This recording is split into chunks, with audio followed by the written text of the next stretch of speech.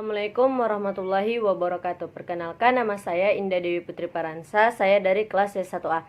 Di sini saya akan mempresentasikan makalah saya dengan judul Analisis Hukum Islam Tahapan Sholat menurut Ustadz Abdul Somad untuk memenuhi ujian akhir semester. Kita masuk pada pembahasan yang pertama, yaitu tahapan sholat 4 mazhab menurut Ustadz Abdul Somad.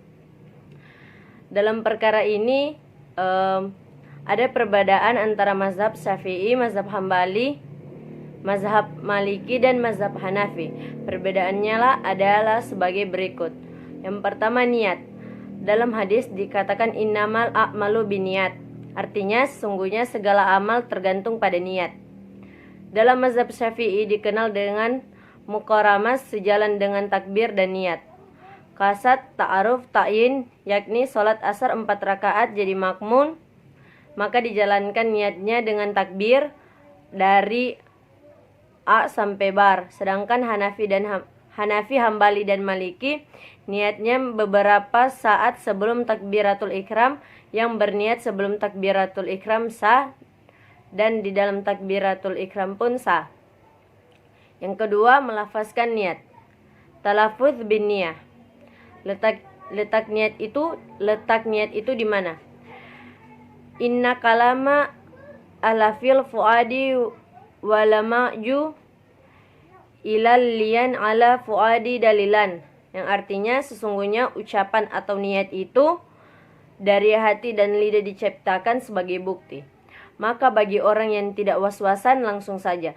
Jika mendengar orang yang langsung takbir dan tidak melafazkan niat, bukan berarti sholatnya tidak sah. Karena niat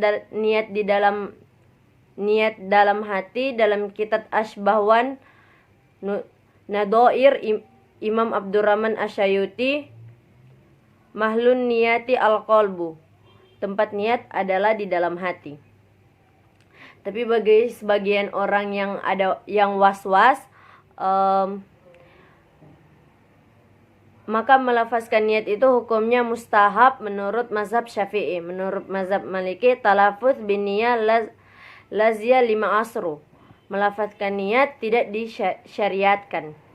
Menurut mazhab Hanafi, talafuz bin niyah bid'atun. Melafazkan niat hukumnya bid'ah. Ila lidafil waswasan, kecuali untuk menolak waswasa. Maka untuk menguatkan hatinya dia harus melafazkan niat. Yang melafazkan niat dan tidak melafazkan niat sah. Jangan dipermasalahkan yang tidak masalah ketika kita mempermasalahkan yang tidak masalah, sehingga menjadi masalah. Disitulah letak masalahnya. Yang ketiga, mengangkat takbir. Ada yang mengangkat takbir sampai daun telinga, dan ada pula yang mengangkat takbir sampai bahu. Ada 2 riwayat. Karena Rasulullah sallallahu alaihi wasallam idra kubra. Nabi kalau bertakbir yarfa'u yudaihi yufallazi udhunaihi. Diangkat kedua tangannya sampai sejajar telinga. Yang riwayat kedua, yarfa'u yudaihi yuladhi mangkabaihi. Diangkat kedua tangannya sampai sejajar bahu. Perempuan lebih baik dengan yang tertutup atau kedua tangannya diangkat sampai sejajar bahu. Sedangkan laki-laki ada 2 pilihan, yaitu boleh diangkat kedua tangan sampai sejajar telinga dan boleh diangkat kedua tangan sampai sejajar bahu. Yang keempat, meletakkan tangan di dada atau bersedekap. Mazhab Syafi'i baina sodri wasurrati, antara dada dan pusar. Ukurannya tepat di tengah antara dada dan pusar. Dalam masalah ini mazhab Syafi'i menggunakan dalil yang diriwayatkan oleh Imam Ibnu Khuzaimah dengan sanad yang sahih. Mazhab Hambali berpendapat bahwa disunahkan bersedekap dan posisi kedua tangan diletakkan di bawah pusar. Pendapat mazhab Hambali ini sama seperti pendapat mazhab Hanafi. Dalam masalah ini mazhab Hambali menggunakan dalil yang diriwayatkan Imam Ahmad dan Imam Abu Dawud. Lalu mazhab Maliki berpendapat bahwa disunahkan meluruskan kedua tangan atau irsal. Maksudnya tidak perlu bersedekap. Dalam masalah ini mazhab Maliki menggunakan dalil yang diriwayatkan oleh Imam Bukhari dan Imam Muslim. Dalam hadis ini Nabi Shallallahu Alaihi Wasallam tidak menyuruh untuk bersedekap. Lalu mazhab Hanafi berpendapat bahwa disunahkan bersedekap dan posisi kedua tangan diletakkan di bawah pusar. Dalam masalah ini mazhab Hanafi menggunakan dalil yang diriwayatkan Imam Ahmad dan Imam Abu Daud. Lalu kita masuk pada pembahasan kelima, yaitu iftitah. Doa iftitah adalah satu doa yang disunahkan untuk dibaca saat melaksanakan sholat fardu maupun sholat sunnah. Doa iftitah pada waktu sholat dibaca antara takbiratul ihram dan bacaan surat Al-Fatihah pada rakaat pertama sholat. Menurut jumhur ulama, hukum membaca doa iftitah adalah sunnah. Jadi hukumnya sunnah baik pada sholat fardu maupun sholat sunnah. Maka dalam pandangan mazhab Hanafi dan Hambali, dan ini yang sering dipakai Umar, Ibnu Mas'ud, Al-Auza'i, Ats-Tsauri, bahwa lafaz doa iftitah yang mereka pilih adalah lafaz doa yang diriwayatkan oleh Aisyah radhiyallahu yang berbunyi Subhanakallahumma wa bihamdika wa tabarakasmuka wa ta'ala jadduka wa la ilaha ghairuka.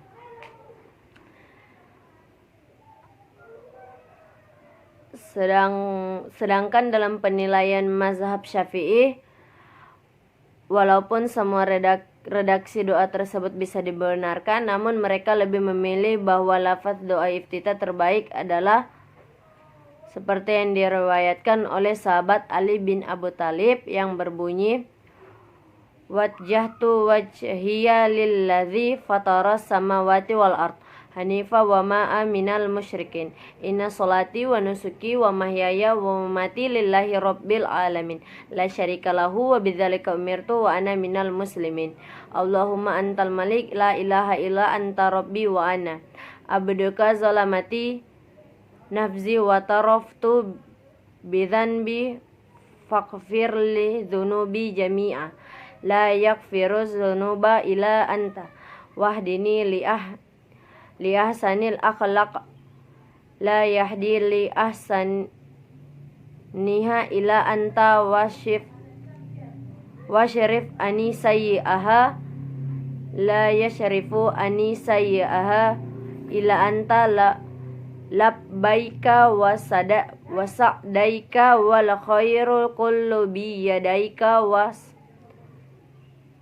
syarru laisa ilaika ana bika ilaika tabarakta wa ta'alaita astaghfiruka wa atubu ilaika. Dan ada juga sebagian ulama yang membolehkan untuk menggabungkan doa iftitah dalam satu waktu. Semua fleksibel untuk dilakukan sesuai dengan keinginan dan kondisi yang ada. Lalu yang keenam, meletakkan tangan kanan di atas tangan kiri. Menurut Ustadz Abdul Somad ada dua versi, yaitu cara pertama yaitu al-wadu, meletakkan tangan kanan di atas tangan kiri tanpa melingkari atau menggenggam, yaitu letak tangan kanan ada di 3 tempat: di bawah punggung tangan kiri, di pergelangan tangan kiri, dan di lengan bawah dari tangan kiri. Cara kedua yaitu al-qabdu. Jari-jari tangan kanan melingkari atau menggenggam tangan kiri. Adapun di luar dua cara ini, seperti meletakkan tangan kanan di siku kiri, atau di lengan atas adalah kekeliruan yang tidak ada satupun ulama yang memperbolehkan. Syekh Muhammad bin Shalih Al-Utsminin mengatakan, kita pernah melihat orang yang bersedekap dengan memegang sikunya. Apakah ini ada dasarnya? Jawabannya, ini tidak ada dasarnya sama sekali. Masuk pada pembahasan selanjutnya, yang ketujuh, yaitu membaca basmalah pada Al-Fatihah. Membaca basmalah pada surat Al-Fatihah termaksud masalah khilafiyah, perbedaan pendapat. Dalam fikih sholat, bagaimana sebenarnya hukum membaca basmalah yang diajarkan Nabi Shallallahu Alaihi Wasallam? Dalam mazhab Syafi'i berpendapat bahwa membaca basmalah pada surat Al-Fatihah disunahkan membaca jahar atau keras. Disunahkan dibaca jahar atau keras. Dalam hal ini mazhab Syafi'i menggunakan dalil yang diriwayatkan oleh Imam Ad-Daruqutni dari Abu Hurairah radhiyallahu anhu berkata bahwa Rasulullah Shallallahu Alaihi Wasallam bersabda, jika kalian ingin membaca surat Al-Fatihah maka bacalah basmalah. Sesungguhnya basmalah itu salah satu ayat dari surat Al-Fatihah. Hadis riwayat Ad-Daruqutni, perawinya thiqah semua. Mazhab Maliki adapun mazhab Maliki yang berpendapat bahwa basmalah pada surat Al-Fatihah tidak perlu dibaca sama sekali. Dalam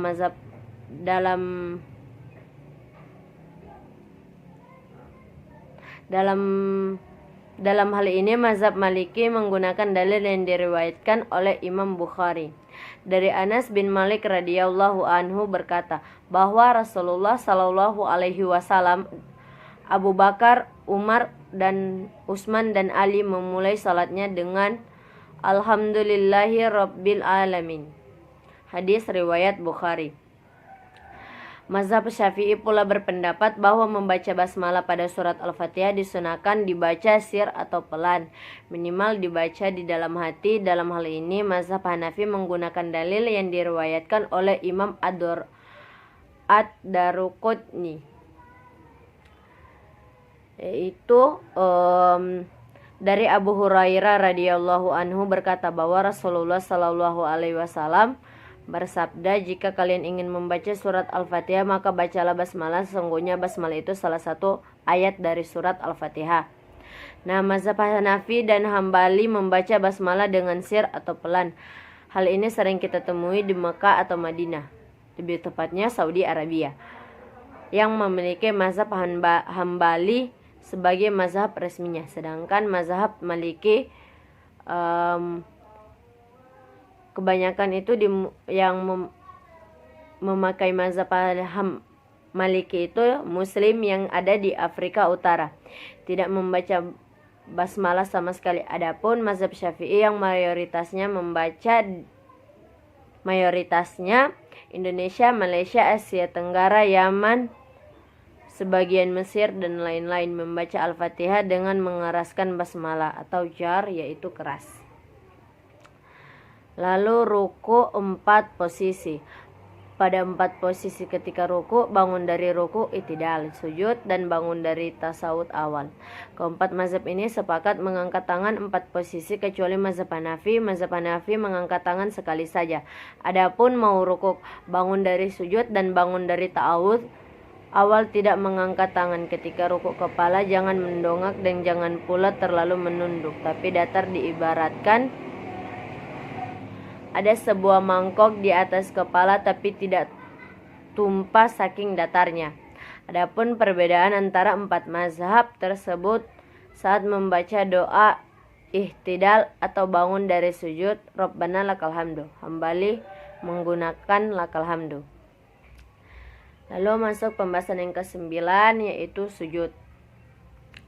Ketika sujud yang tidak lagi diangkat, sujud saja.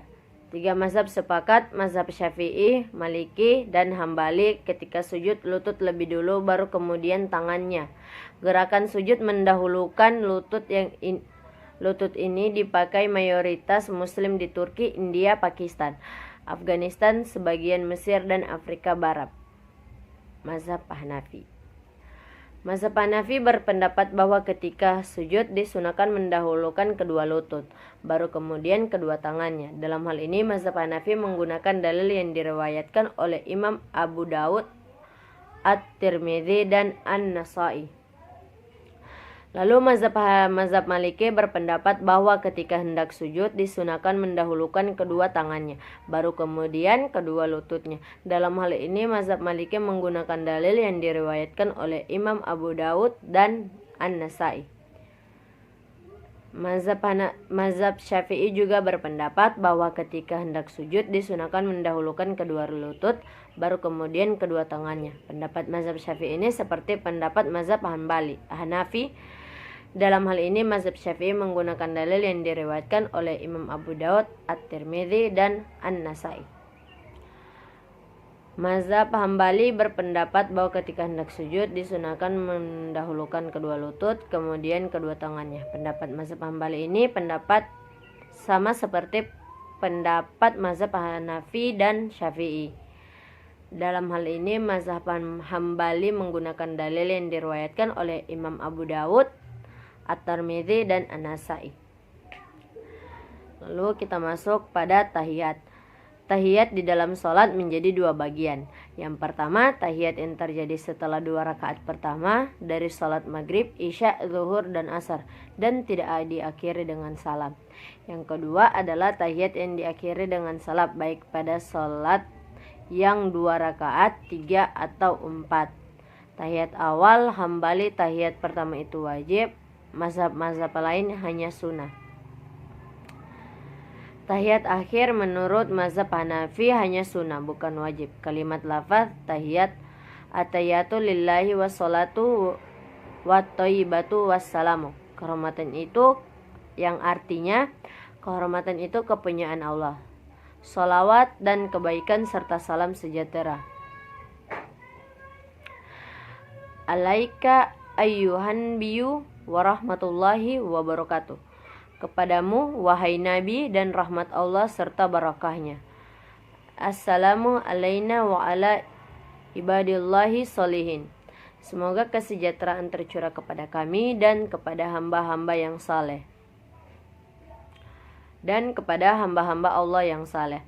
Asyhadu anna ilaha illallah. Kita bersaksi bahwa tiada Tuhan selain Allah. Wa asyhadu anna Muhammadan abduhu wa rasuluh. Dan kita bersaksi bahwa Muhammad adalah hambanya dan rasulnya.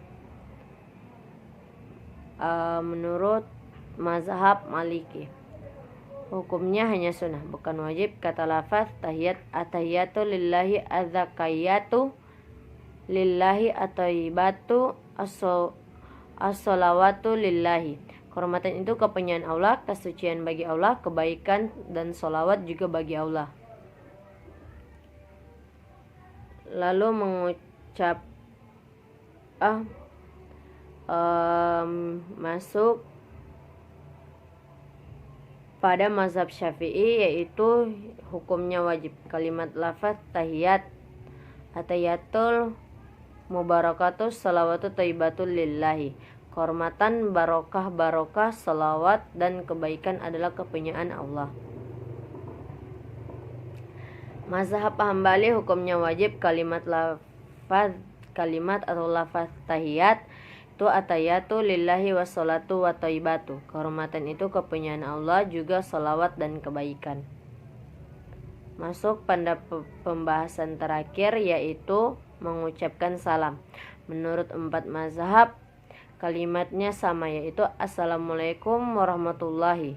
Semoga kesejahteraan dan rahmat Allah tercurah kepada kalian. Syafi'i, Maliki, dan Hambali mengucapkan salam adalah wajib. Mazhab Hanafi tidak wajib.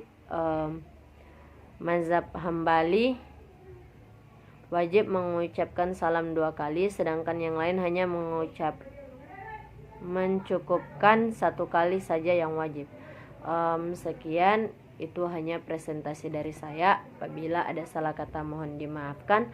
Wabillahi taufik wal hidayah. Wassalamualaikum warahmatullahi wabarakatuh.